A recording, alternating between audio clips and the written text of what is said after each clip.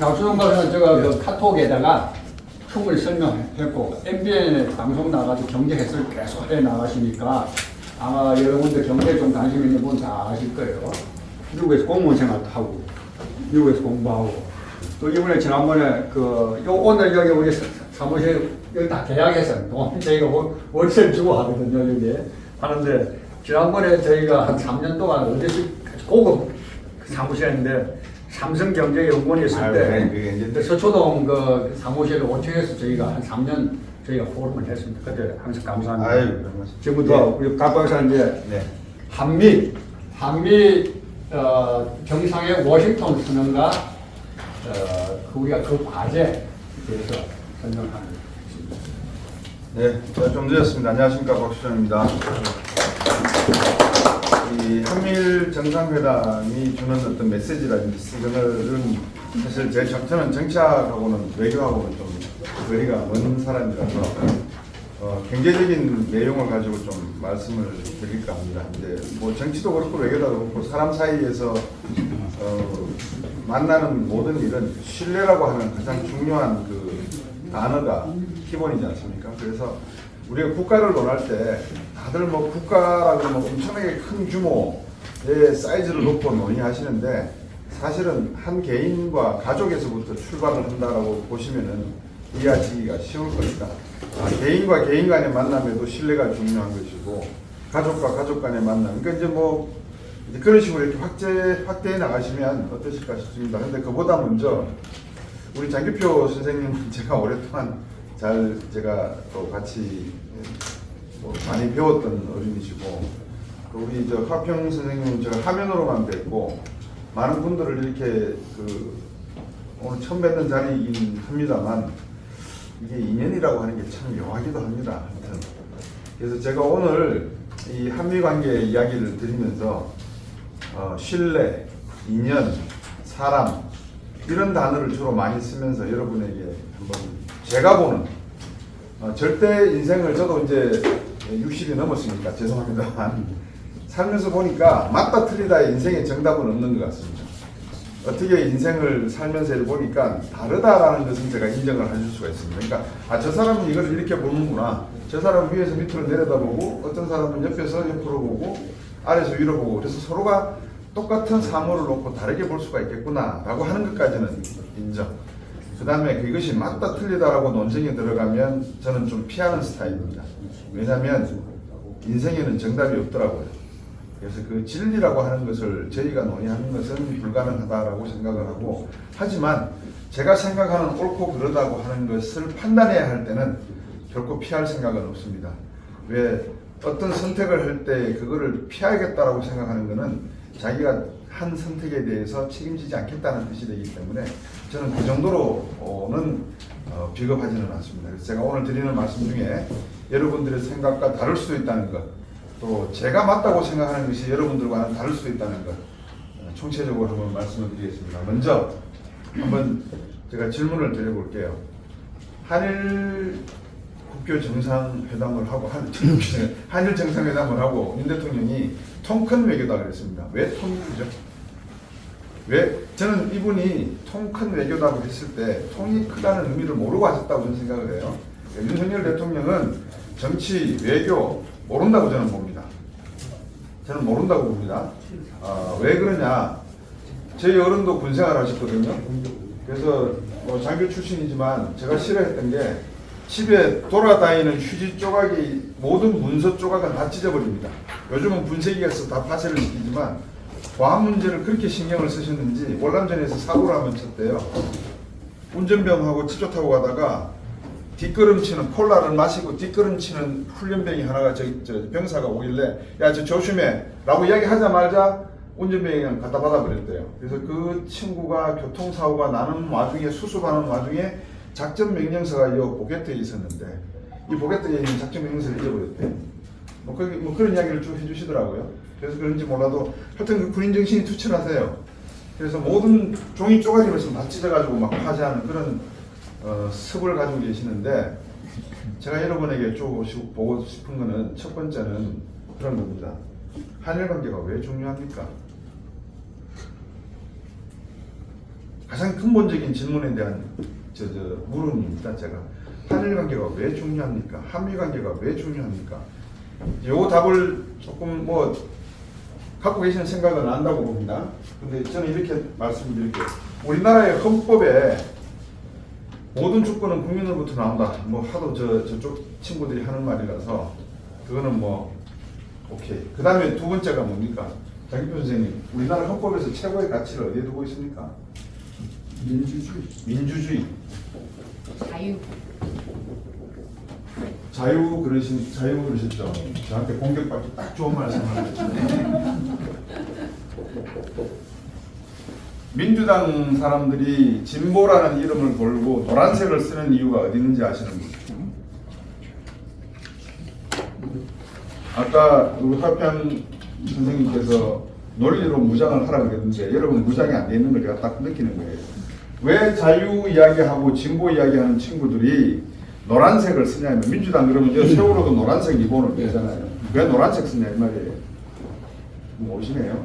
설명드릴게요 나중에. 자 천천히 드릴게요. 우리 장기표 선생님께서 민주주의라고 말씀하십니다. 헌법에 있는 가치 이거는 요즘 여러분들 잘 아시는 메타피지컬적인 내용입니다. 메타피지컬 그럼 요 메타라는 게 형이상학. 요게 형이상학이거든요. 가상의, 이상의 현실적이지 않은 이야기를 할 때 우리가 메타를 이야기합니다. 그럼 민주주의가 우리 헌법에서 말하는 최고의 가치다. 이거는 메타적인 이야기입니다. 현실적인 이야기는 뭡니까? 우리 헌법에서 제일 헌법 공부하신 분 안 계세요 혹시? 김재동 같은 애들도 헌법 이야기 하는데 여러분 같이 이렇게 국가의 중요한 위치를 경험해 보시고 정치하시는 분들이 헌법의 가치 이야기하면 나오시는 게 딱 있어야 되잖아요. 모든 주권은 국민으로부터 나온다. 헌법 1조 1항 뭐 때려치우고 그 다음에 다 좋은 말 간두고 대한민국 헌법이 지향하는 궁극적 가치 1번 저는 이렇게 봅니다. 저는 행복 모든 국민은 행복을 추구할 권리가 있다라고 헌법에서 보장을 해주고 있습니다. 행복이 뭘까요? 라는 이제 질문이 생깁니다. 행복이 뭔가? 경제적으로 보면 돈 많이 벌고 잘 먹고 잘 사는 거, 등 따시고 배부르는 게 행복일 수도 있고 가치적으로 보면 불우한 이웃을 도우면서 노블리스 오블리즈를 이야기할 수도 있고 또 여러분들 같이 주말이 되면 태극기를 들고 나라를 살려야 된다고 걱정하시는 분들도 행복, 모든 행복의 가치는 각각 다르게 정의된다고 보여집니다. 그래서 헌법에서 이 행복이라고 하는데 그러면 우리는 어떻게 하면은 이상적인 거 빼고 현실적인 거 무엇이 행복할까? 어떻게 되면 행복할까? 어떻게 되면 행복할 것 같습니까? 헌법에서 이야기하는 행복. 저는 요거를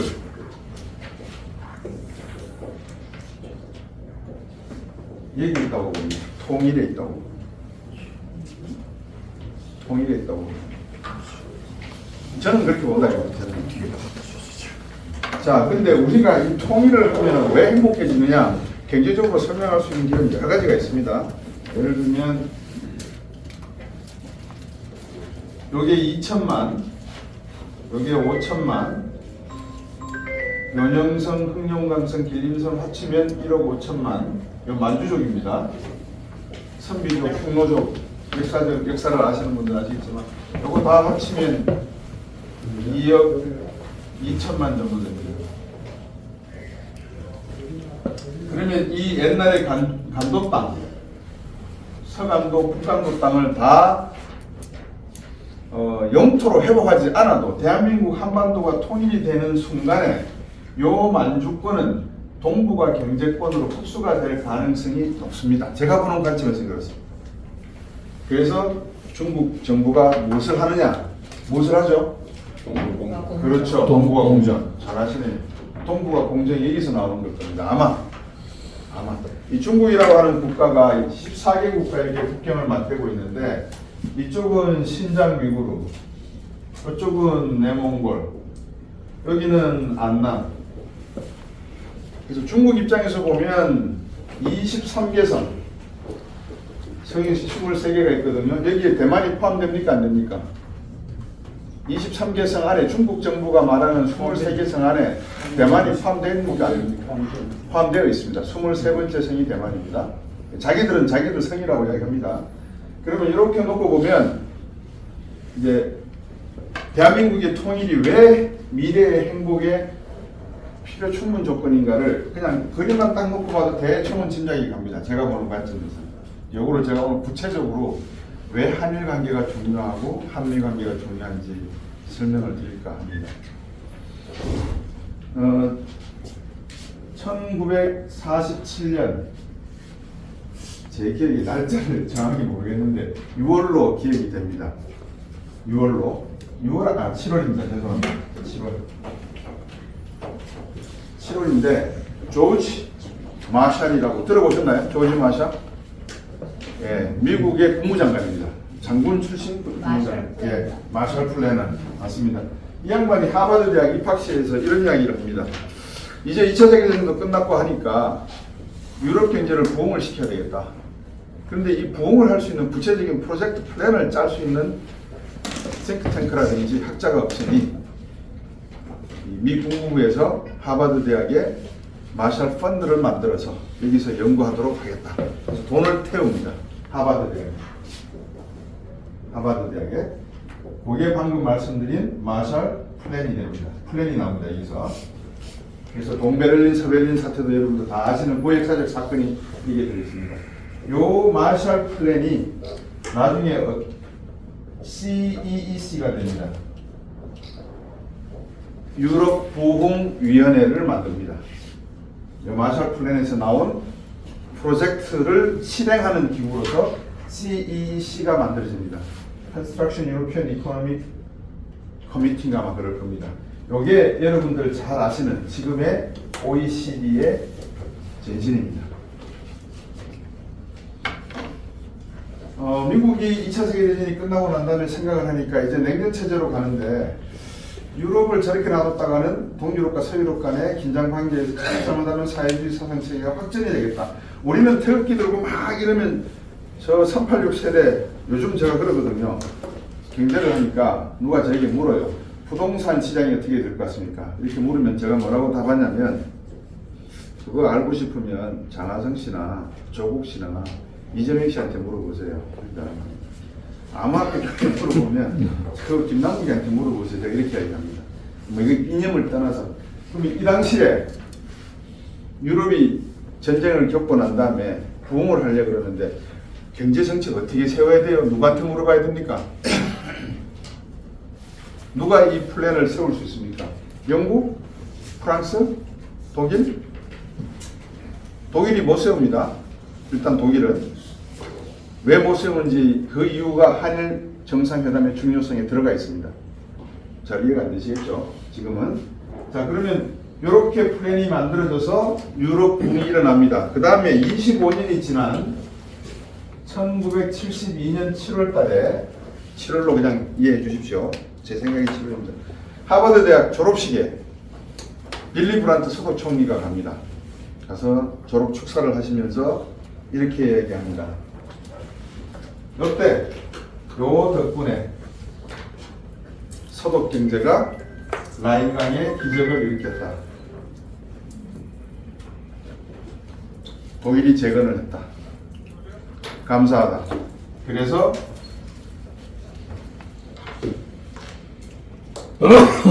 970만 달러를 하버드 대학에 기부를 합니다. 독일 국민, 서독 국민들이 미국에 감사하는 뜻으로 하버드 대학에 970만 달러를 장학금으로 기부하겠습니다. 질문 하나 더 드릴게요. 독일이 언제 통일이 됐죠? 그렇죠. 90년에 통일이 됐습니다. 이거 저 역사적으로 확인 안 하셔도 됩니다. 제가 쭉 다 날짜 달수만 좀 틀릴 따름이지. 네. 독일 베를린 장벽이 무너진 게 1989년입니다. 그 다음에 통일이 된 게 1990년이고요. 그 다음에 소련이 붕괴된 게 91년입니다. 그 다음에 한중 수교가 이루어진 게 92년입니다. 이렇습니다.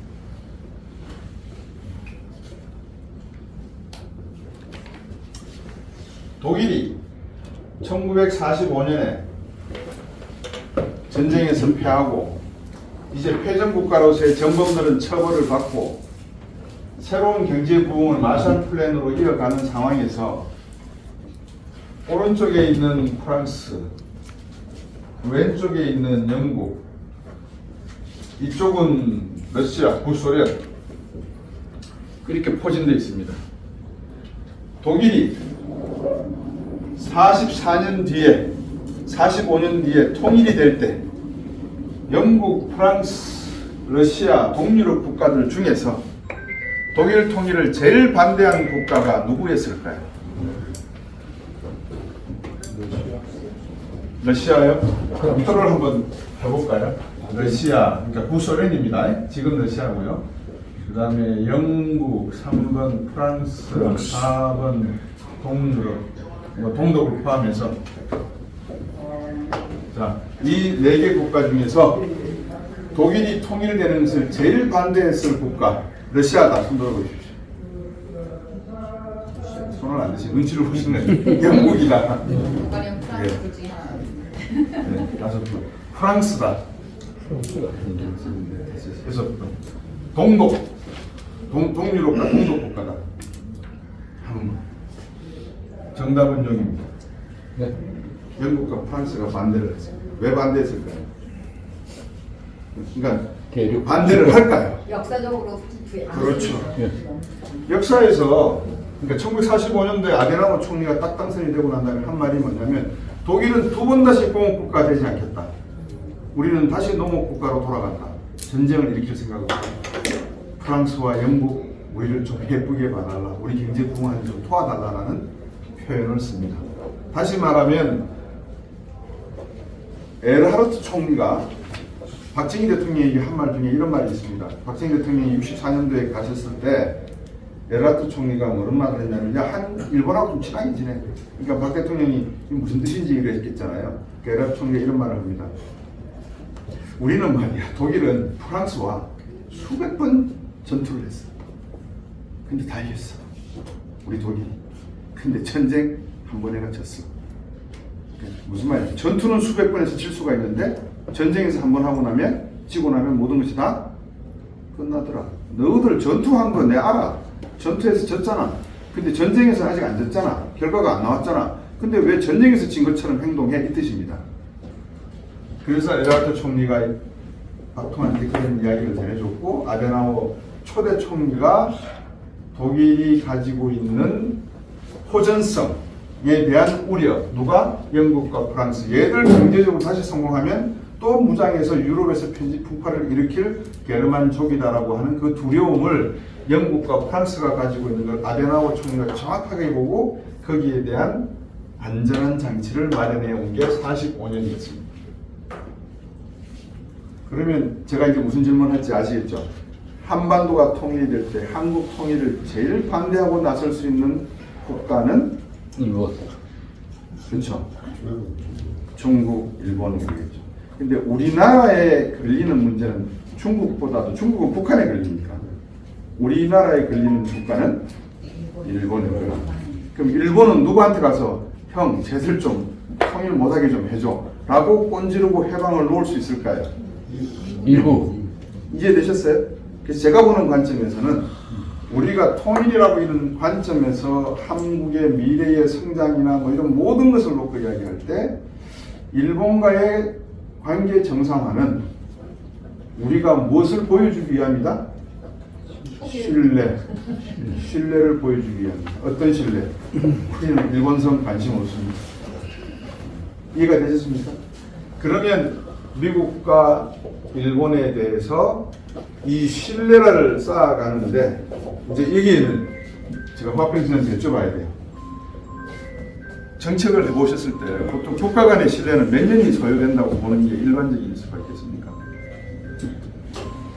30년. 경우에 따라 틀리겠지만 그래도 정답은 없습니다. 이렇게 정책을 해보실 때 초기에 전두환 대통령이 국군통수권자가 되고 미국으로부터 어떤 그 인지를 받고 승인이라는 표현은 좀 그렇습니다만 하나의 수반으로서의 역할을 인지받고 신뢰관계를 쌓아가는데 재임 8년 동안 확실하게 신뢰관계가 만들어졌습니까? 아니면 계속 미국은 믿어도 되나 믿어도 이런 시그널을 보냈을까요?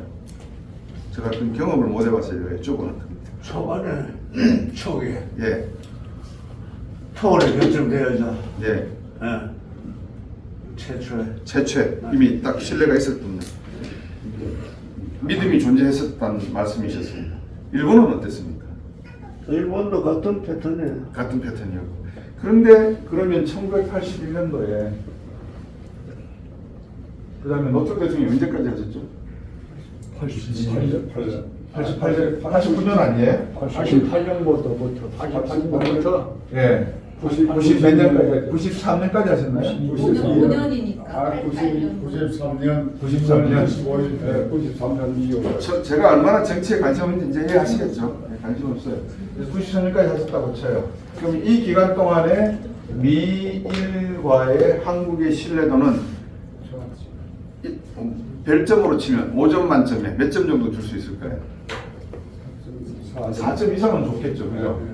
4.5점 이상은 줬을 거예요.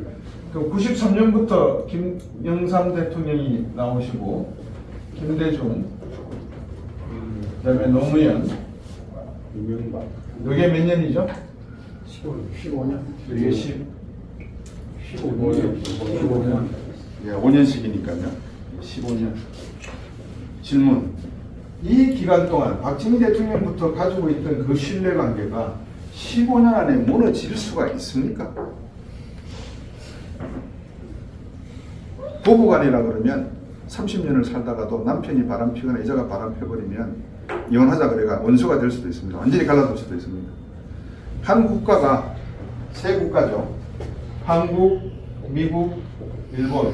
이해관계가 첨예하게 공통분모를 찾아낼 수 있는 이 세 국가가 15년 시간 동안, 요거는 빼버리고 나면 약 10년의 시간 동안 신뢰관계가 철저하게 무너질 수가 있습니다. 만약에 그 신뢰관계가 무너질 수 있다라고 하면은 이 신뢰관계는 신뢰가 아닌 거죠. 이거는 이용이죠, 이용. 이용하는 겁니다, 서로가. 그러니까 국가 간의 신뢰라고 하는 것은 어떤 일이 있어도, 예를 들면 이런 거죠. 우리가 중국 시진핑한테 지금 전화를 했는데 이 전화 통화 내용은 형님들하고 또 일본 정부 관계자들하고 우리가 내용하는 거를 그냥 살짝 좀 이해하라고 내가 전화할 거니까 오해하지 마. 그럼 미국, 일본이 알았어, 그런 거는 우리한테까지 이야기가 필요 없잖아. 그건 알아서 하는 거야. 라는 정도로까지 이해가 되면 이건 신뢰가 될 수 있어요. 근데 제가 좀 무슨 꿍꿍이를 할까? 전화를 끊어놓고 야 도감청 해봐. 이제 이거는 신뢰가 아닌 거예요. 저는 그렇게 봅니다. 인간관계도 그렇습니다. 우리 화평 선생님은 전두환 대통령하고 그 신뢰관계를 지금까지 이어오고 계시잖아요. 이거를 신뢰라고 하지 뭐를 신뢰라고 하시겠습니까? 안 그런가요? 네. 그래서 이 신뢰관계가 10년의 정권 안에 손상이 되어서 이명박, 박근혜, 그 다음에 이름도 쓰기도 싫습니다만은 이 양반까지 네. 오는 과정에서 딱 한 번 진보 정부가 들어섰습니다. 다시 10년의 보수 정부가 들어섰습니다.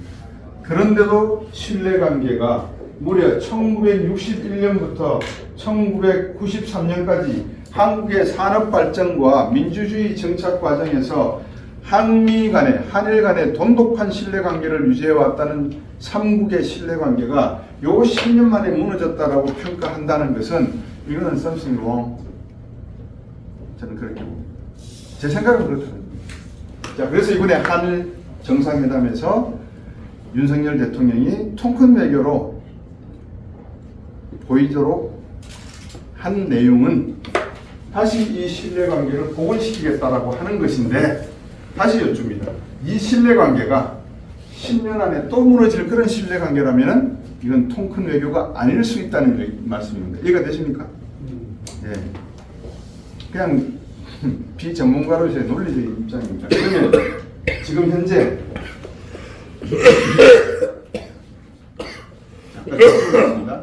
이제 경제적인 측면에서 말씀을 드리겠습니다. 이거는 이제 정치 외교적인 제 비전공 분야니까 좀 틀린 게 있더라도 양해를 부탁드리고요. 저는 이번에 이제 그 한미 정상회담, 국빈회담을 가서 상하원 연설을 하실 때 안타까웠다는 것은 그겁니다. 아, 예. 안타까웠던 점은 더 더 이상 6.25 전쟁을 포 같은 워로 말씀하실 필요가 없어요. 앞으로는. 그리고 상원하원 거기서 유공자들 자녀분들 일으켜 세워서 박수하게 할 그럴 필요. 그러니까 그런 거죠. 이제 Remember the War로 만드셔도 돼요. 기억하고 있는 전쟁. 어떤 기억이죠? 우리 대한민국 국민이 미군이 참전한 데에 대해서 감사하는 것을 표시하는 거예요. 이제는 어떻게? 장학금 내요. 장학금. 하버드 대학에, MIT에, 예일에, 시카고 대학에 장학금 낼 수 있잖아요. 그만한 기업들 많지 않습니까? 없죠. 이번에 안 하더라고요. 그래서 제가 아직까지도 외교가 뭔지를 모르는 것 같다는 생각이 드는데, 자, 이제 경제적인 관점에서 말씀을 드리겠습니다. 1961년부터 1차, 2차, 5차, 3차 경제개발계획까지 쭉 갑니다. 그 자세한 역사적 내용을 말씀드리는 시간이 걸리니까 여기는 경제개발 기간입니다.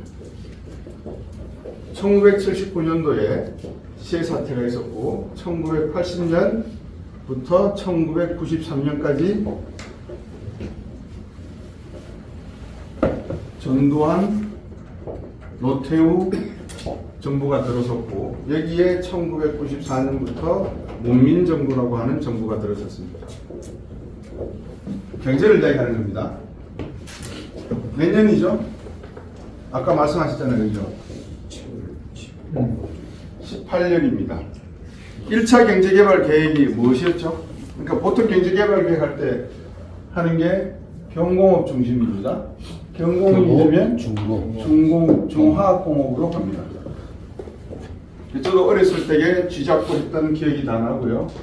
뭐 치약 나오고 하는 그런 이야기. 저도 이제 미군 비행장 가서 헬로우하고 껌 받아 먹던 세대니까. 그 다음에 중화학공업으로 갑니다. 여기서 많은 신화들이 탄생을 했죠. 기업인들로는 이병철, 정주영 이런 분들이 쭉 나옵니다. 질문 여기서 하나 드릴게요. 기업인하고 경영인하고 차이가 뭡니까? 기업인과 경영인 차이점. 차이가 없습니까? 있습니까? 기업인은 예. 자기 회사를 예. 살리는 거고 예.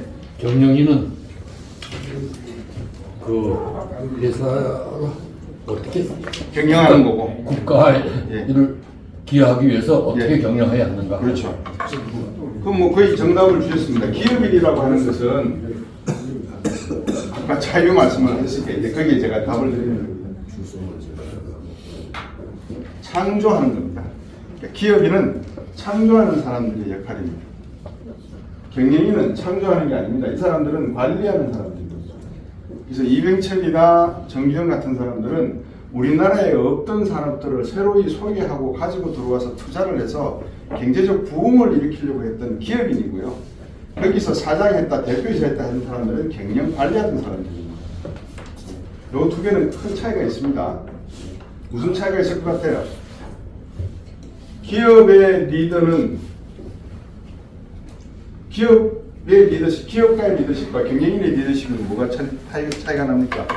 생각해 보신 적 있으세요 혹시? 리더 기업인은 조금 모험적이에요. 네, 모험적이고, 네. 예, 모험적이고. 지금 말한 것처럼 창의적이에요. 그렇죠. 여기는 여기 좀 리스크가 없게. 리스크 관리. 예. 네. 아, 거의 뭐 정답이십니다. 맞습니다. 예, 맞습니다. 그러니까 무슨 말씀이냐면 모험적이야지만 가능한 리더는 기업가적인 리더입니다. 그러면 박정희는 리더입니까? 리더지 않습니까? 리더죠. 전두환 대통령은 리더입니까? 경영인입니까? 리더죠. 왜 리더냐? 이 모험이라는 단어에 그 답이 있습니다.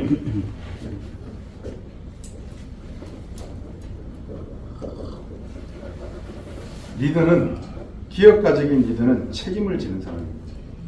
경영인은 책임지지 않습니다. 꼭 뽑고 나가면 겁니다. 그래서 경제적 관점에서 놓고 보면 1960년대 우리나라 경제 개발 기간 동안에 정치인과 기업인은 모두가 다 리더십을 보였던 시기입니다. 내 뒤에 있는 국민들을 상대로 실험할 시간도 없었고 이 사람들 내가 잘못하면 이 사람들 다 굶어 죽는다라는 그 책임을 가지고 자기가 선택한 바에 따라서 거기에 철저한 책임을 지려고 했던 사람들이 1961년부터 1993년까지 정부를 이끌어왔던 사람들입니다. 물론 1980년부터 93년 동안에 우리나라 경제는 그 전에 있었던 경제 토대 위에서 성장을 했기 때문에 의미가 약간 다릅니다만 그래도 무시할 수는 없습니다. 왜 그러느냐? 제가 대학에서 강의를 하면서 학생들에게 한국은행 데이터를 쫙 펼쳐놓고 한국은행 데이터 에코시스템이라고 있습니다. 이코스라고 딱 펼쳐놓고 1981년부터 1993년까지 그리고 1994년부터 최근까지 GDP, 국내 경제 성장률, 소비자 물가, 실업률, 취업률 쫙 경제 데이터를 화면에 다 띄워서 요새 대학교 가면 다 이렇게 띄워서 이제 평균치를 냈어요. 전두환 대통령 때는 몇 퍼센트, 박정희 대통령 때는 몇 퍼센트, 김대중 정부 때는 몇 퍼센트 쫙 보여주니까 전두환 대통령 때는 경제 성장률이 예를 들어서 정확한 숫자는 기억 못합니다. 거의 이렇게 나왔을 겁니다. 8.1%. 전두환 대통령 때 평균 연평균 성장률 8년 소비자 물가 2.3%. 노태우 대통령 5.7% 예를 들어 그렇습니다. 5.7% 소비자 물가 4.5% 이렇게. 그 다음에 김영삼부터 쭉 정부는 아시겠지만 외환위기가 김영삼 정부 마지막에 일어났죠. 그러니까 경제 지표를 볼 필요도 없는 거예요. 무슨 말인지 이해되셨죠? 그러면 혹자들이 이렇게 합니다. 이 두 정부는 따먹었다. 누가 만들어 놓은 나무 심어 놓은 과일을 따먹었다라고 얘기하는데, 자 그러면 만약에 이때 따먹고 다 치워버렸으면 15년, 그러니까 언제죠? 김영삼 정부 때부터 해서 문재인 정부 때까지 몇 년이죠?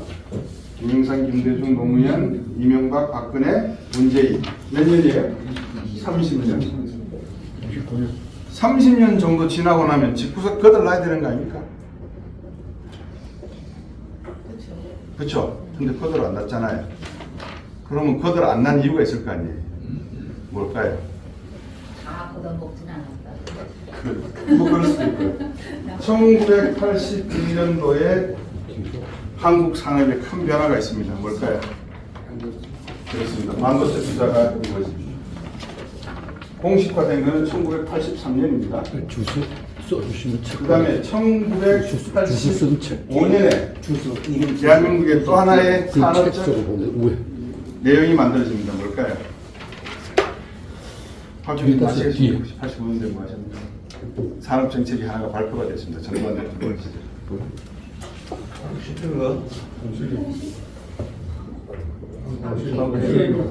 광택을 깔았습니다. 인터넷. 예. 자, 그러면 다시 말씀드리면 정치적인 판단은 뒤로 하더라도 박정희 정부 기간 동안에 배고프니까 나도 한번 잘 살아보세 해서 잘 살아보려는 밑에 털보를 제대로 콘크리트를 쳐서 콘크리트를 쳐서 바닥을 단단하게 만들었고 그 위에 집에 철근을 하나씩 올리기 시작하는 구조까지는 됐는데 슬레이트 지붕 얹은 게 슬레이트를 얹어버리면 태풍이 불면 어떻게 돼요? 날아가 버리는 거죠. 그러면 밑에 덜보하고 골조는 남아있다 안 남아있다? 남아있는 걸로 집어먹고 사는 거예요. 경제하는 사람 관점에서 보면 순수히 경제로 만들고. 그래서 요 스토리를 제가 잠깐 말씀을 드리겠습니다. 우리나라 경제개발 기간 동안의 이야기. 다시 그러면 박정희 대통령이 64년으로 돌아가야 됩니다. 자, 박통희 서독을 방문했을 때 간호사와 방부들 앞에서 눈물도 흘리고 하는 뭐 유튜브에 많이 나오니까 에르하르트 총리가 이야기를 해줍니다. 이보시오, 대한민국 대통령. 내가 한국을 한 3번 가봤는데 한국은 산이 많소이다. 근데 뭘 하면 좋을까 생각해 봤소. 대통령이 가만히 있었겠죠. 그러니까 이제 에르하르트 총리가 하는 말이 고속도로를 놓으십시오. 그런 거예요. 아우토반 고속도로를 누가 놨죠? 히틀러가 놨습니다. 세계에서 고대사, 중세사, 현대까지는 아니지만 현대도 마찬가지입니다. 뭐 고대, 중세, 현대 다 치죠. 뭐 근대, 현대.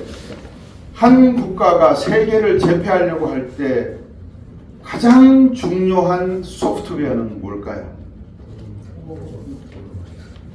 고속도로. 여러분들 군사학교에서 도로. 예? 육군사관학교나 이런 군사 훈련을 받으실 때 가장 기초적인 훈련이 뭐라고 저는 이거로 생각합니다. 무슨 수업을 하실 때 가장 중요한 장교로서 병사들의 목숨을 살리고 자기도 작전을 정확하게 수행하려면 이거를 정확하게 볼 수 있어야 돼요. 그 뒤에 보시라고. 그게 뭘까요? 물류. 물류. 그보다 더 기초적인 겁니다. 이거 잘못 가지고 있으면 전쟁 백전백패입니다. 지도. 그래서 옛날에 지도를 우리가 가볍게 얘기지만 저는 이 군사 지도만큼은 정확하다는 것을 늘 생각을 하고 있거든요. 그럼 이 지도라는 건 뭐냐? 어디에 무엇이 있고 지형 지물이 어떻게 생겼는가를 여러분 옛날에 임진왜란 때 소서행장과 국가 이에야스가 올라왔던 그 길이 지금 뭐가 되어 있죠? 경부고속도로와 충부 내륙고속도로가 되어 있습니다. 그러면 일본이 임난을 일으키기 전에 얼마나 치밀하게 대한민국 지형을 조사했는지 이해가 가십니까? 그래서 이 지도라고 저는 생각합니다. 그러면 지도를 이렇게 지형 지물의 지도도 중요한데 국가의 마스터 플랜 그 자체가 국가 운영 지도입니다. 이게. 그럼 이제 박정희 대통령은 1961년도 군사혁명 이후에 나름대로 군사 지도를 바탕으로 해서 경제발전 지도를 그리기 시작을 합니다.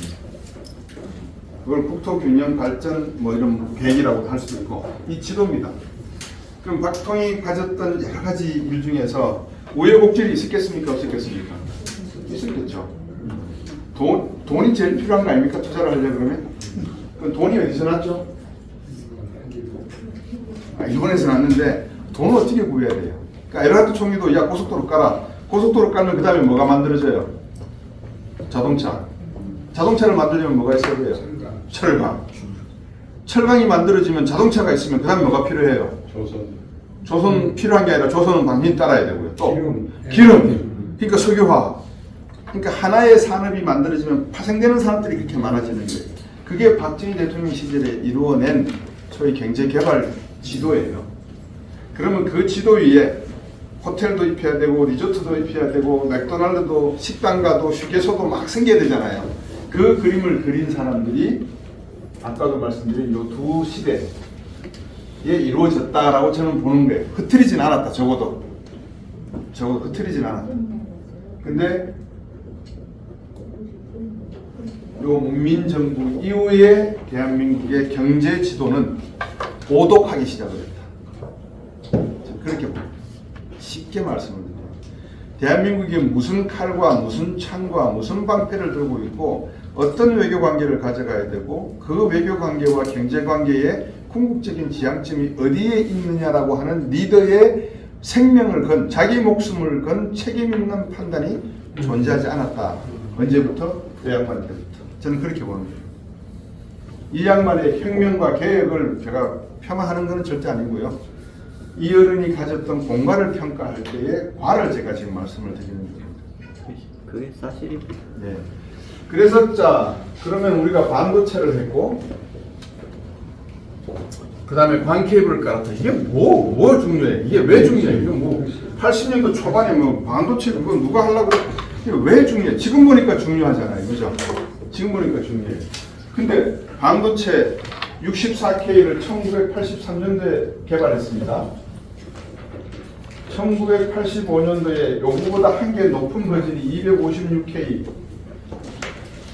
어느 나라가 제일 먼저 개발했죠? 일본. 64K는 일본 애들이, 미국 애들이 개발을 했고요. 그 다음 거. 이거는 한국. 네, 삼성이 개발했습니다. 삼성.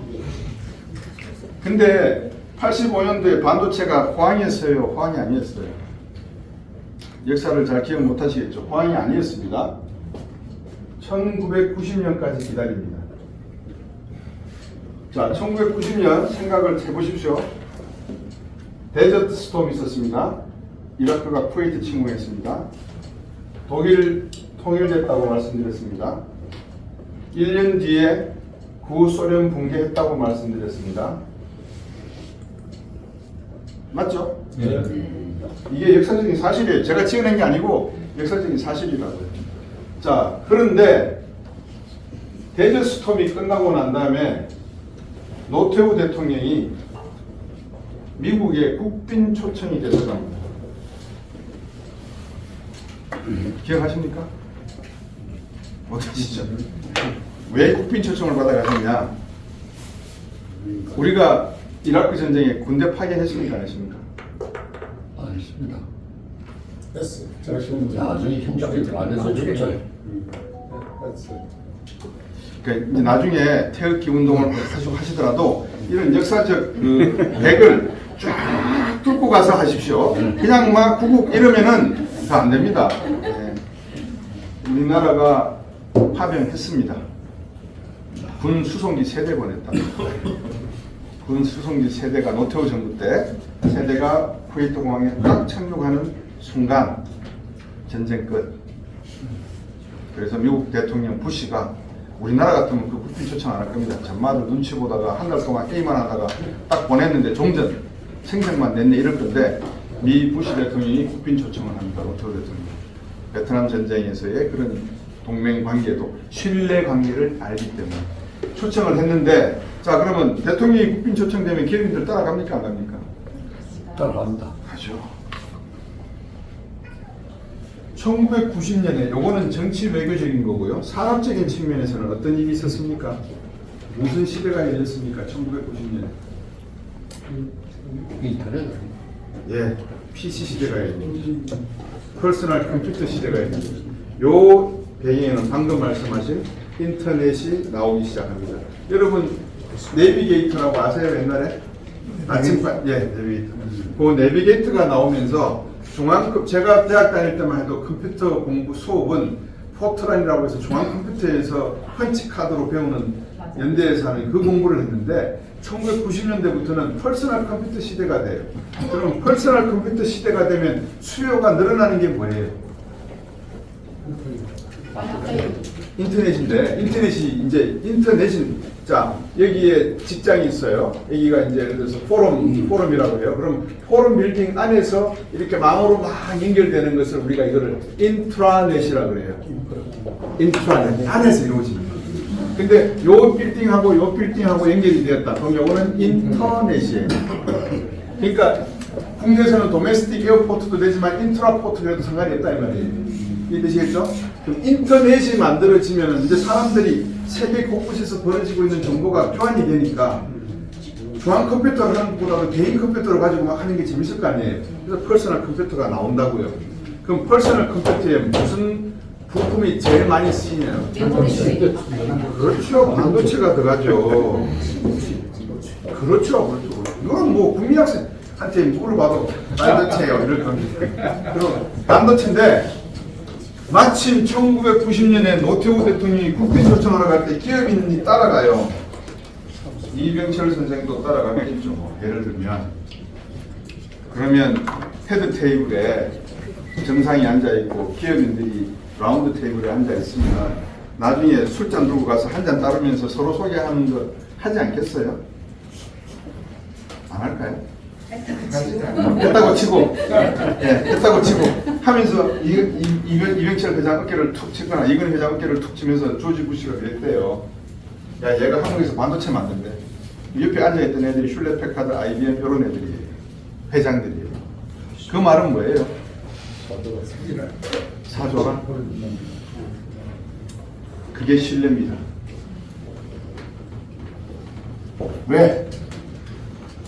왜 신뢰인지 아시겠어요? 아마 부시 대통령인데 이게 어떤 시대를 표명하는지 모르겠을 거예요. 근데 저는 이걸 딱 보는 순간에 미국은 절대 한국을 놓칠 수가 없구나. 그걸 제가 놓을 수가 없구나. 그걸 느꼈어요. 왜 그럴까요? 다 군계통에 계셨으니까 이해하실 것 같은데 반도체를 한국 거 사줘라 하는 순간부터 대한민국과 미국은 결혼 반지 딱 끼운 거예요. 왜 그런지 아세요? 한번 상상력을 발휘해서 말씀해 보십시오.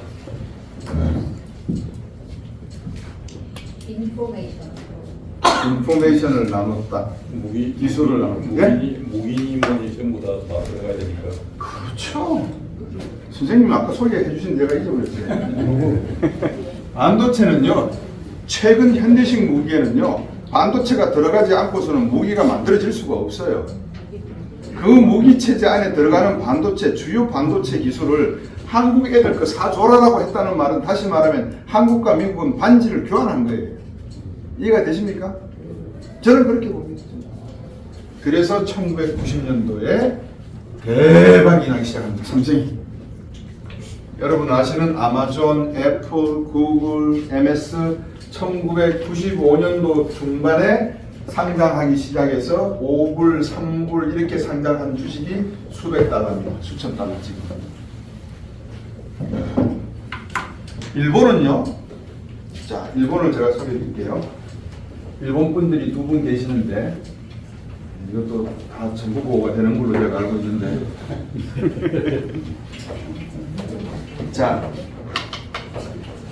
1985년도에 제가 지금 이 다면으로 막 드리니까 나중에 그 참고를 정리를 잘 하십시오. 1985년도에 플라자 합의를 합니다.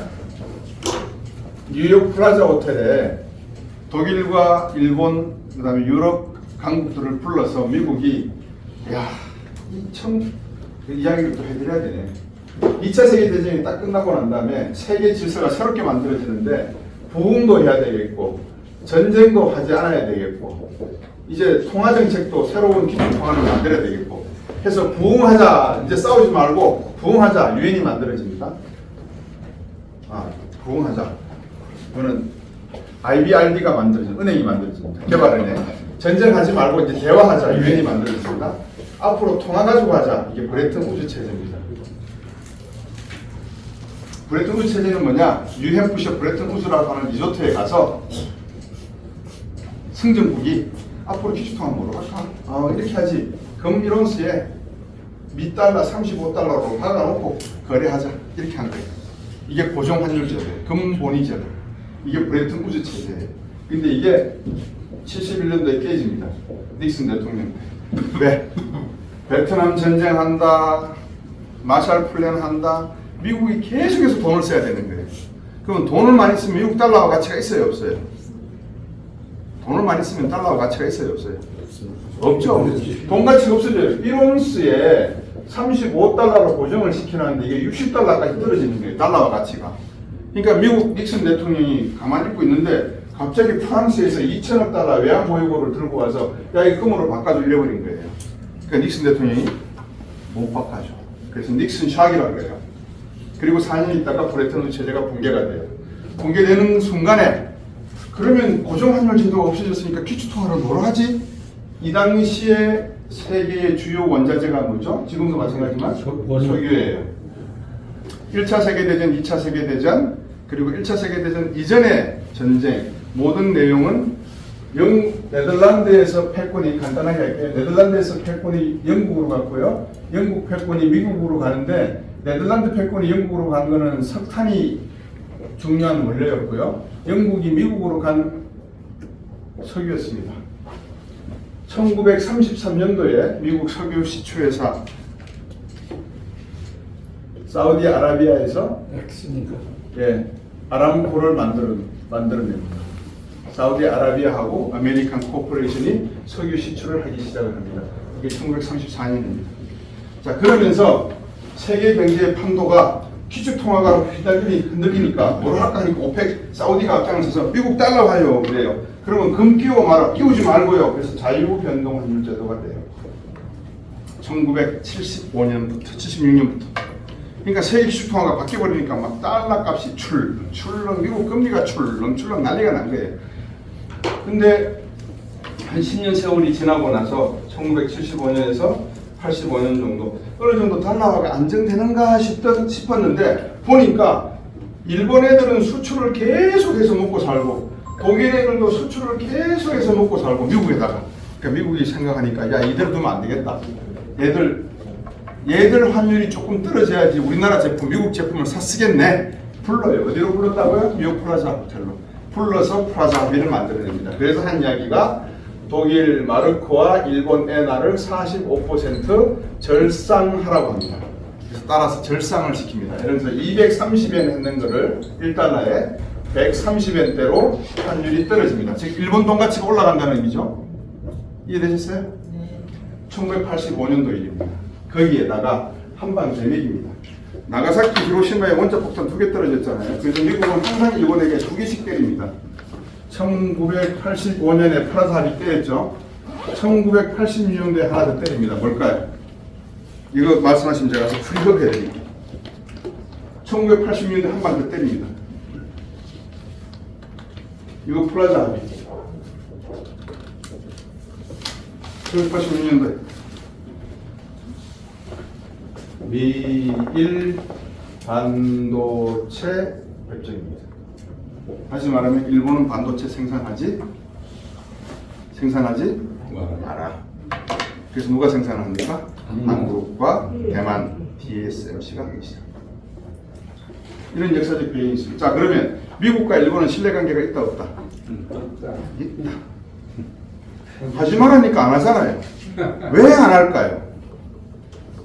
뜨거운 맛을 봤으니까. 뜨거운 맛을 봤으니까. 이건 역사적 사실을 제가 지금 말씀을 드리는 거예요. 그래서 일본은 반도체에 손을 놓게 됩니다. 라고 생각하시면 또 오해입니다. 왜?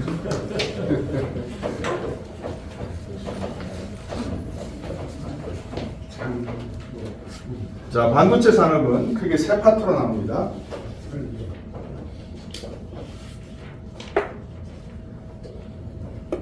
소품, 소재, 부품, 장비, 그 다음에 제조, 그 다음에 패키징. 이렇게 세 파트로 나옵니다. 한국이 가지고 있는 것은 이 파트입니다. 제조입니다. 제조. 한국은 패키징과 소재 부품이 없습니다. 이건 누가 가지고 있죠? 일본이 가지고 있습니다. 자, 일본에 100년 이상 된 기업이 몇 개? 많다. 그래도 이렇게 한번 툭 던져보세요. 일본이 100년 이상 된 기업이 몇 개? 1000개요? 진짜 짜시네. 그러니까 보수 소리 들으시네. 좀 쓰세요. 진보 쪽 애들은 돈을 못 벌으니까 돈 벌라고 난리인데 보수분들은 돈 있으니까 신경도 안 쓰고 그냥 요만해요. 새가슴이 돼가지고 1000개예요. 일본이 근대화가 언제부터 됐는지 일본의 혁명을 한번 생각을 해보세요. 메이지 유신 이전부터 해서 사무라이 시대의 그 하급 무사들이 일으켰던 개혁과 혁명의 시대를 생각해 보시면 일본이 산업화가 얼마가 됐는데 일본이 저 신사유람단 봤는데 몇 년이에요? 뒤에서 왔어요. 미국과 유럽의 신사유람단 뭐 했잖아요. 그 이토 교품이도 들어가 있었잖아요. 몇 년도예요? 1860년 1872년 정도로 제가 기억하고 있습니다. 그러면 지금이 몇 년이죠? 2023년. 이거 몇 년이에요? 1, 3 빼면 5, 9, 151년이 지났네요. 그렇잖아요. 그러니까 100년이 지난 일본 기업이 몇 개 정도 있겠습니까? 대충 한번 때려보세요. 만개 이상. 만 개 이상은 되겠지. 아, 이제 조금 쓰신 게 이제 만 개까지. 10만 개. 3만 9천. 야, 우리나라는 100년 이상 된 기업이 몇 개? 한 개. 10개. 7개.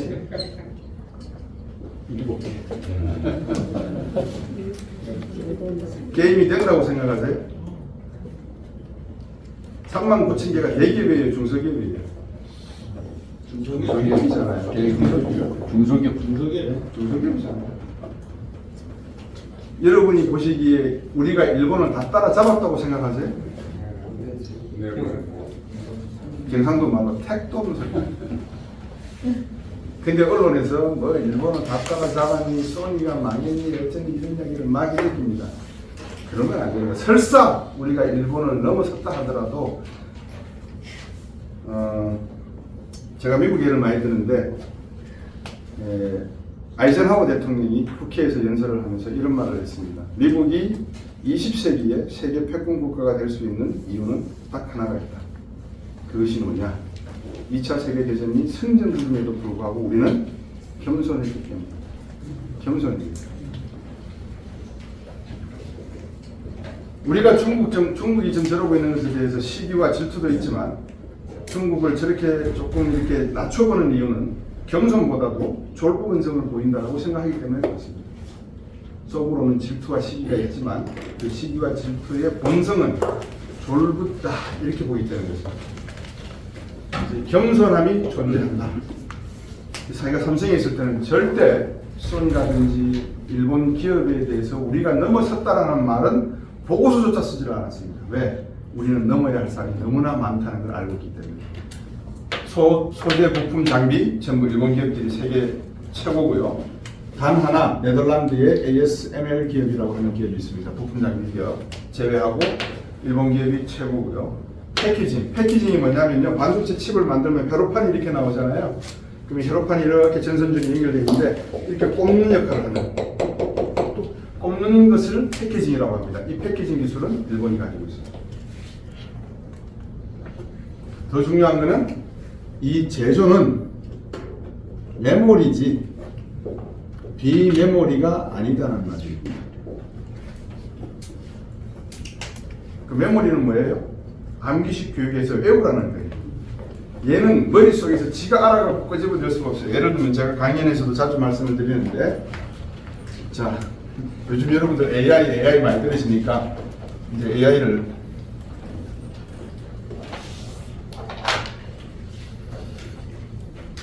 전기자동차 타고 계세요 혹시? 전기자동차 가지고 계세요? 안 타고 계세요? 내연기관 타시는 거 아니에요? 이게 전기자동차의 배터리의 팩 모양입니다. 양극, 음극 이렇게 연결되어 있습니다. 그러면 독일에서 생산된 케이블이 양극과 음극을 쫙 연결하고, 독일에서 생산된 케이블이 양극과 음극을 연결해서 요 연결된 가느다란 두께가 한 0.1mm 되는 두께의 전선이 요 박스에 들어옵니다. 요 박스가 뭘 하냐면은 1번 통, 2번 통, 3번 통, 200번 통이 있는데 전압이 각 통에서 골고루 올라올까요? 들쭉날쭉 올라올까요? 들쭉날쭉 올라오게 되면은 불안해요? 안정적이에요? 불안하면 화재나죠?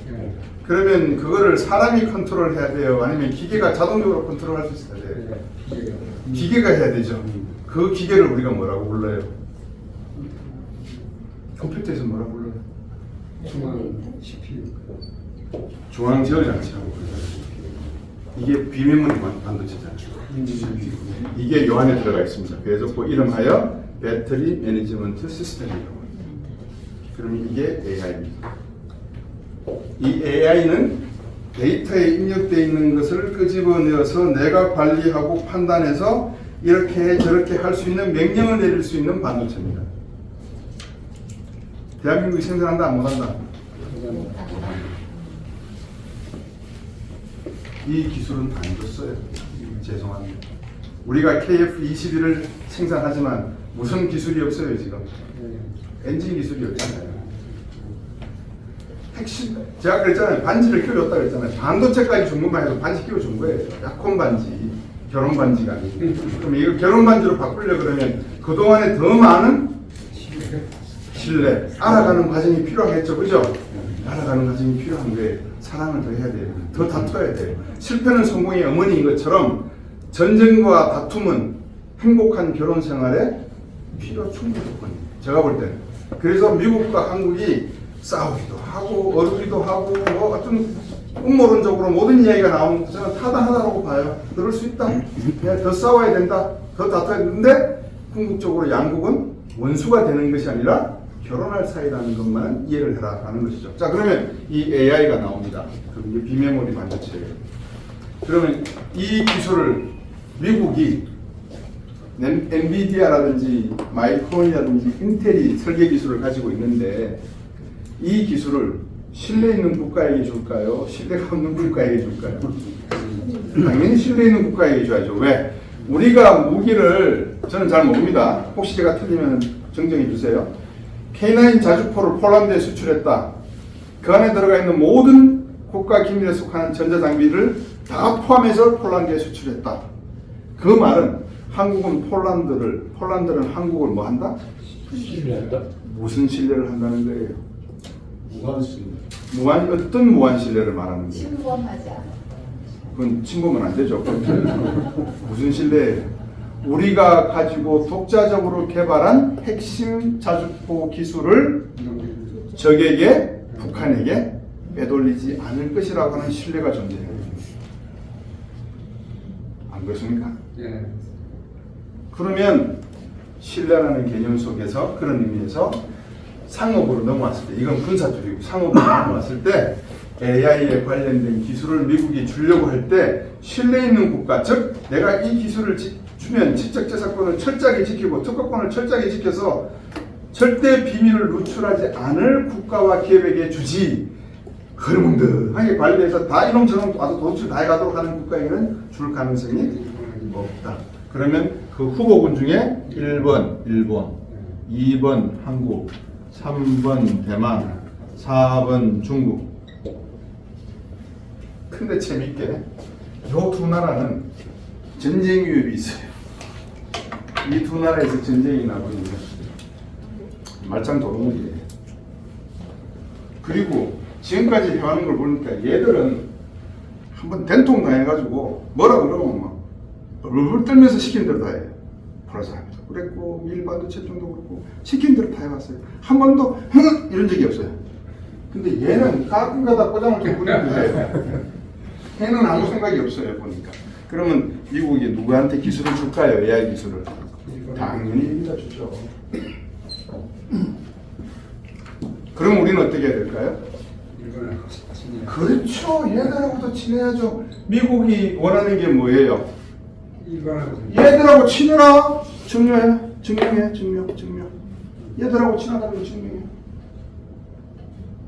한일 외교가 왜 중요한지 이해하시겠죠? 제가 해석하는 이유. 먹고 산, 아니, 제 생각입니다. 대한민국의 군을 이야기하고 외교를 이야기하고 다 좋은데요. 이거는 핵심이 아닙니다.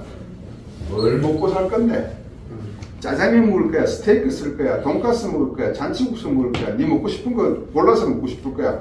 내 먹고 싶은 거 골라서 먹고 싶어. 그럼 어떻게 해야 되는데? 이렇게 해봐. 저 같은 사람도 미국에서 공부하고 왔습니다. 왜? 열심히 미국 교과서를 달달달 배우고 시험도 보고 해서 미국이 쓴 경제학 이론을 가지고 대한민국에 가서 학생도 가르치고 여러분 앞에 강의도 하고 있습니다. 왜? 미국이 만들어 놓은 오퍼레이션 시스템 안에 제가 배운 그 오퍼레이션 시스템을 한국 산업과 한국 경제에 전달을 해야지만 국제 질서의 흐름을 순환을 원활하게 할 수 있는 방법이 존재하기 때문입니다. 여기서 저 브라질에서 제가 좌파 신학 경제학을 배워왔다. 비주류 경제학을 배워왔다. 한국에 와서 적용하면 됩니까? 안 됩니까? 안 됩니다. 자, 그러면 이것을 선이라고 할 것이냐, 악이라고 할 것이냐, 비열하다고 할 것이냐, 애국적이라고 할 것이냐, 진보적이라고 할 것이냐, 보수적이라고 할 것이냐, 일도 양면하지 마시라는 거예요. 다르게 해석해 줘라. 아, 저 사람은 저렇게 생각하는구나. 그러면 내가 저 사람을 어떻게 설득을 해서 한일 관계가 왜 중요한지, 먹고 사는 문제가 해결되고 나면 그 다음부터 국민들은 뭘 원합니까? 온돌 데우고 누워서 자기를 원하지 않습니까? 사람들이 그거 원하는 거 아닙니까? 배 부르고 난 다음부터 자야죠. 일하실래요? 자야죠. 박정희 대통령이 그거를 못 읽은 겁니다. 무엇을 못 읽었다고요? 시대가 변했다. 시대는 변합니다. 변하지 않는 것은 없습니다. 불교에서도 나온다는 겁니다. 시대가 변화를 적절하게 읽어내서 그 시절에 맞는 변화의 핵심 과제를 끄집어내고 그걸 국민들에게 리더로서의 책임감을 가지고 이렇게 가야지만 될 것 같습니다라고 설득할 수 있는 사람이 리더입니다. 그 리더가 그 뜻을 알고 직관과 비전을 가지고 제시를 해서 국민을 한 길로 이끌어주면 Thank you very much. 근데 그걸 모르고 가더라도 그 방향으로 가는 것만 해도 지금은 Thank you, I appreciate. 근데 그거를 놓고 밭다리, 안다리, 들이대지기 막 하려고 한다. 이거는 제가 볼 때 뭔가 잘못된 부분이 있다. 제가 옳다는 게 아닙니다. 제가 옳다는 게 왜? 여러분 2022년 통계입니다. 통계청 통계입니다. 제가 만든 통계 아닙니다. 2022년 통계에 정년 60세에 은퇴하는 사람이 전체 근로자의 몇 퍼센트 같습니까? 정년 60세에 은퇴하는 사람이 100명 중에 몇 사람이 정년 60세 딱 채우고 은퇴할 것 같습니다. 2022년 통계입니다. 30%. 30%요? 또 다른 분 15%? 9%. 9%입니다. 대한민국 통계청 통계입니다. 9%입니다. 다시 말하면 한 직장에서 정년 퇴직하는 사람은 100명 중에 10명도 채 안 된다. 그 다음 질문. 2022년 통계에 대한민국에서 주된 일자리, 그러니까 일자리 있잖아요, 그죠? 주요한 자기가 먹고 사는 일자리를 몇 세까지, 관두는 해가, 관두는 나이가 몇 살이냐, 평균 연령이 몇 살이냐? 45세. 자, 그러면 이게 이해가 되시죠, 이제? 네. 예. 50이 안 돼서 일자리를 그만둔다는 거예요. 퇴직한다, 맹퇴당한다 이 말이에요. 자, 또 이제 마지막입니다. 이것만 제가 설명을 드리고 한일 외교, 한미 외교의 의미는 여러분들께서 이제 다 쏙면은 아실 거라고 생각이 돼서 경제적인 것만 말씀을 드릴게요. 여러분들 자녀들, 손자들 0세, 30세, 60세, 90세입니다. 나이입니다. 아이가 태어나면 0세에서 30세부터는 마이너스 통장입니다. 부모님이 기릅니다. 최근에 30세 되면 결혼하기 시작하는데 보통 35세쯤 돼야 결혼하더라고요. 보니까 어쨌든 30세라고 치면 국가가 보장하는 정년퇴직 연령은 60세입니다. 그러면 30년에 군대 갔다 오고 대학 졸업해서 직장을 가지면 60세 은퇴할 때까지 30년 일을 합니다. 평균 연봉을 1억으로 잡을게요. 연평균 연봉을. 그러면 30억 법입니다. 평생 일해서 60세까지 평생이 아니라 죄송합니다. 세금 뗐어요, 안 뗐어요? 안 되고. 아직 안 뗐죠? 세금 전입니다. 자, 세금 떼겠습니다. 몇 퍼센트? 30%. 국민 의료보험 몇 퍼센트? 7%요? 한 5% 떼죠, 뭐. 좀 봐주죠, 뭐. 자, 그 다음에 애 하나 키우는데 얼마? 평균 비용? 1억. 예? 아니, 애 하나 키우는데 1억 든다고요? 그렇게 앞까지 보내는 거. 대학 졸업 때까지 5억입니다. 오. 집값 평균, 서울 집값 평균 10억. 7억입니다. 자, 그러면 30% 뗍니다. 30억에 30%면 얼마입니까? 9억. 그러면 21억 남죠. 그러면 5% 뗍니다. 1억 5천 뗍니다. 그러면 20억 남죠. 19억 5천만 원 남습니다. 아직 외식, 여행, 취미 활동 하나도 안 했습니다. 집값하고 자녀 하나의 교육비 12억입니다. 그러면 8억에서 9억 남습니다. 자, 그럼 이 사람은 60세에 은퇴하는 나이가 되면 자녀가 결혼했어요, 안 했어요? 결혼하지 않은 미혼이 자녀 1명하고 집 하나 하고 현금 아직 8억 9억은 아무것도 안 먹은 겁니다. 해외여행 한 개도 안 한 겁니다. 부모님한테 용돈 1,000원도 안 준 겁니다. 그러면 대충 해서 저도 양심적으로 한 60%를 까자고요. 여기서 30년을 살아야 되니까. 그러면 5억 정도 남겠죠, 그죠? 예, 5억. 그러면 자녀 하나, 집 하나, 현금 5억. 근데 몇 년을 더 살아야 된다고요? 30년을 더 살아야 돼요. 그러면 이 사람은 어떻게, 아까 전에 49.3세가 은퇴하는 나이고 9%가 60세에 은퇴한다. 그러면 지금 이건 극히 교과서적인 제가 지금 소득을 말씀드리는 거예요. 이름에도 불구하고 국가가 경제 발전을 등한시하고 국가가 미래 성장과 먹거리를 등한시하고 민주주의와 자유를 외쳐야 될 게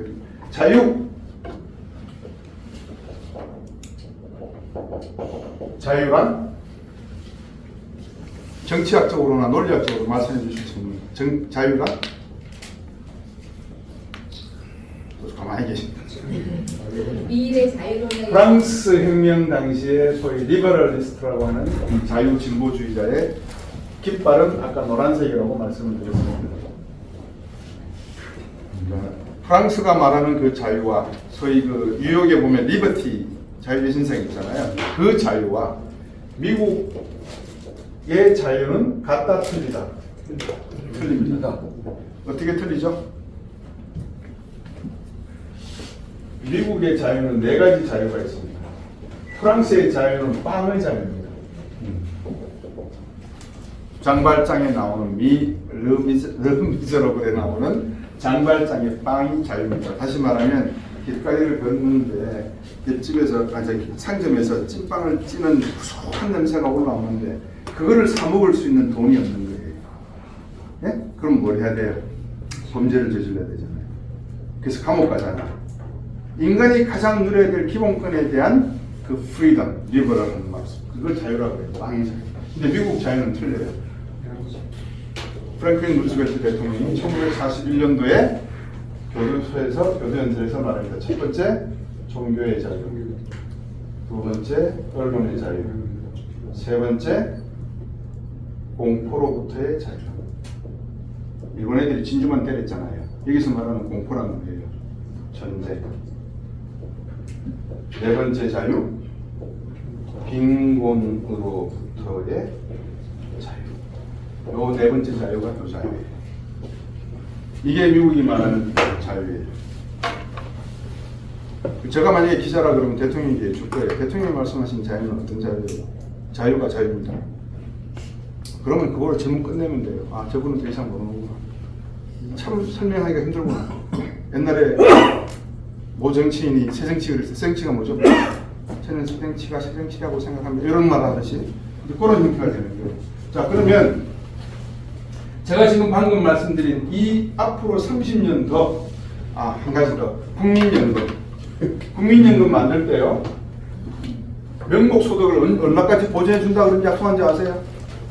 여러분이 은퇴를 하면 여러분이 받게 되는 국민연금 소득은 여러분이 일할 때 받던 소득의 몇 % 보장해 준다 그랬어요. 기억하는 분들이 아무도 없으니까 정부가 국민을 속이고 기망하죠.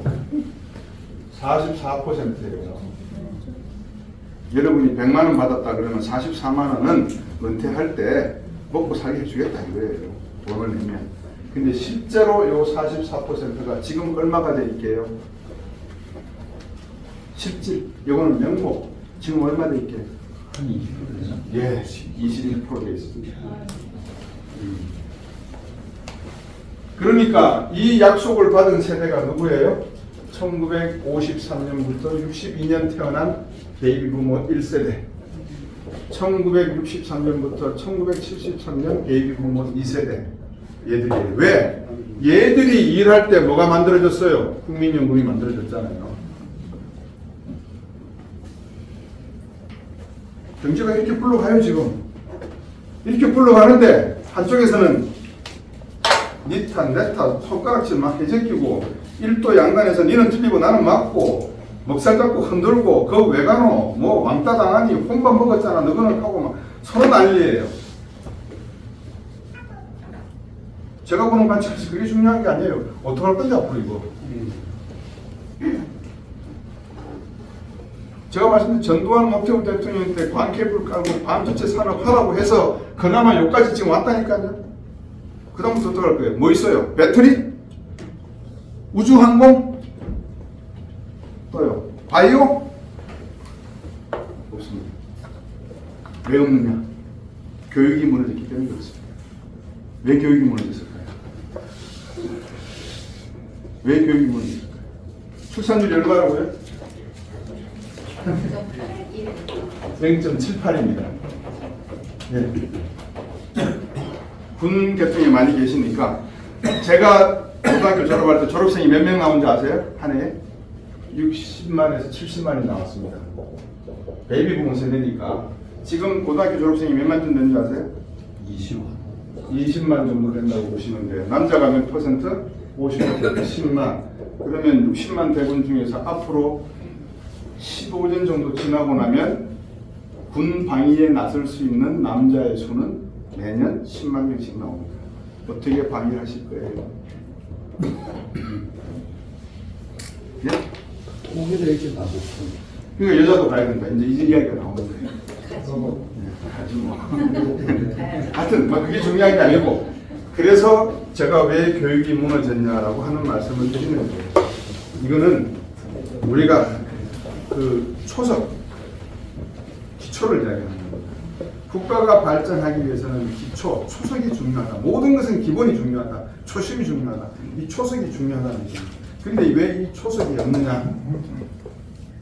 장생도 그렇고 제 동료들도 그렇고 많은 친구들이 1981년부터 전두환 타도 외치면서 막 돌 던지고 화염병 던지고 난리법석을 지겠어요. 그 중에서 70% 정도는 그래도 국가가 무엇인가에 대한 이 생각을 하는 사람들이에요. 20에서 30%는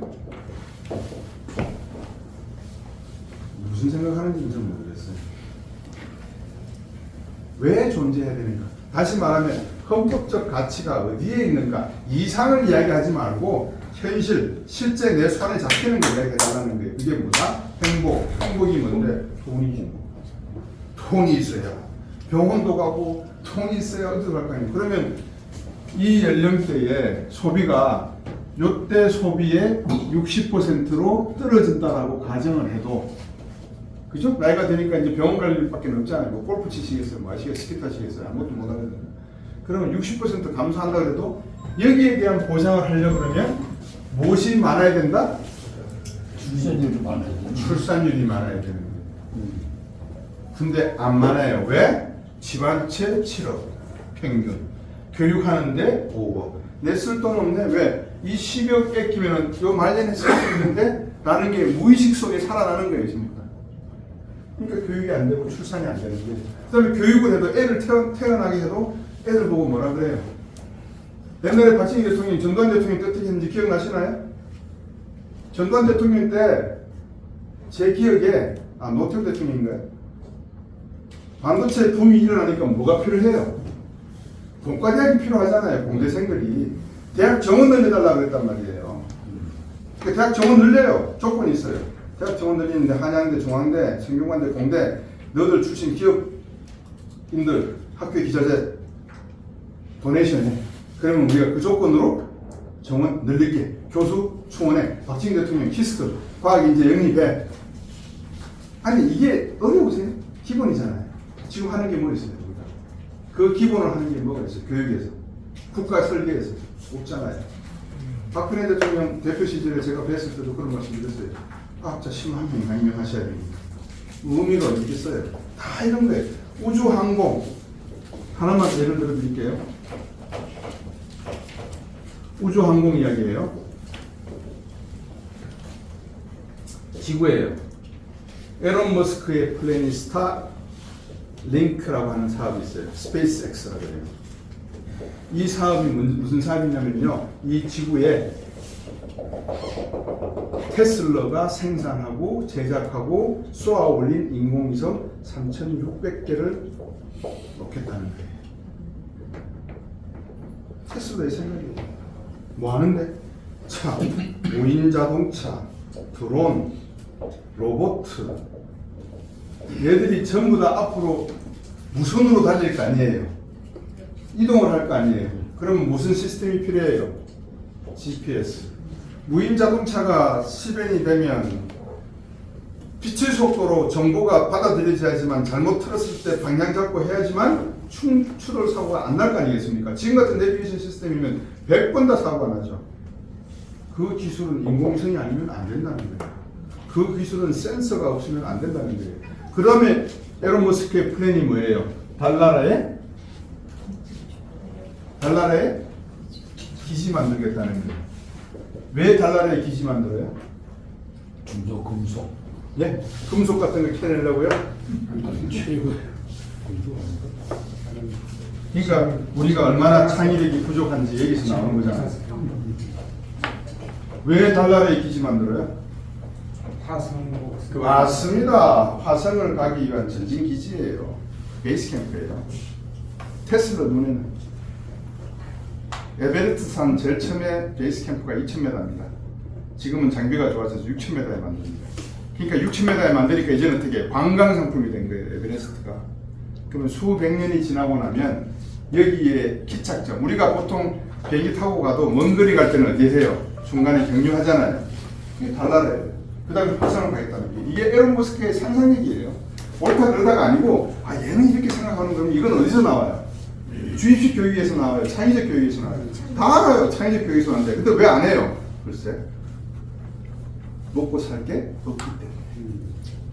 간단해요.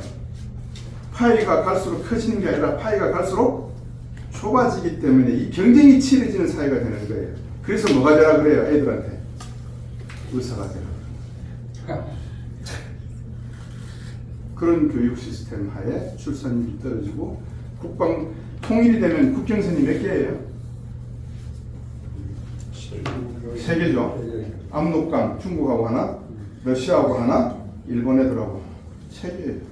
그러면 대양 해군을 지향해야 될 시점이 오잖아요. 그러니까 그런 큰 그림을 가지고 창의적으로 바둑알을 하나씩 두는 리더들이 정부와 국회와 행정부처에 있어야 된다 이 말이에요. 없다는 말씀은 안 드립니다. 그러면 왜 박정희 때는 가능했느냐? 그때는 아무것도 없었으니까 가능했어. 아니에요. 그때 가장 엘리트는 누구였어요? 군인이었어요. 이 양반들은 미국 가가지고 회계 배우고 왔잖아요. 안 그래요? 미국 가서 군사장비 풀리는 거, 수리하는 거 배우고 왔잖아요. 그러니까 이 사람들이 제일 엘리트예요. 자, 그러면 한 가지 더 재밌는 제 생각을 말씀드릴까요? 통일이 됐어요. 통일이 아니라 해방이 됐어요. 1985년 8월 10일 해방이 됐어요. 일본 사람들이 있던 구청, 시청, 일본 사람들이 있어요, 없어요? 다 도망가고 없죠. 그럼 거기 누가 들어가요? 우리나라 사람들이 이제 해방이 됐으니까 다 들어갈 거 아니에요. 그럼 그 안에 있는 서류들을 다 집어 던질 거 아니에요. 안 그럴까요? 그러면 땅 문서, 집 문서, 등기 뭐 여러 가지 중요한 서류가 존재한다 안 한다? 없어요. 없어질 수도 있고 글자 있는 사람 문맹률이 몇 퍼센트? 제가 모르긴 몰라도 한 70%는 됐을 거예요. 전부 한자니까. 그러면 공문서, 사문서 위조가 가능하다 안 하다? 엄청났을 거예요. 그 당시에 우지리로 돈 버는 사람들이 엄청났을 거예요. 그거 따져야 돼요? 지금 와서? 따질까요 이제 하나씩? 그때 CCTV가 있었으면 누가 들어와서 난장판을 끄는지 다 보겠죠. 근데 CCTV 없잖아요. 어떡하라고. 역사는 거꾸로 돌릴 수가 없습니다. 역사와 시간과 공간, 역사 속에 있는 시간과 공간은 앞으로 갈 따름입니다. 우주의 원리가 그렇습니다. 근데 우리가 지금 자꾸 뒤로 가고 있는 것이 보인다 이 말씀입니다. 뒤로 가서 뭐가 좋은데? 뒤로 가자라고 외쳐서 뭐가 우리에게 좋은데? 내 자식들에게 뭐가 좋고 내 손자, 손자들에게 뭐가 좋은데? 이거를 한 번쯤은 생각해 봐야 되는 시점이다 라는 말씀을 드리면서 마치겠습니다.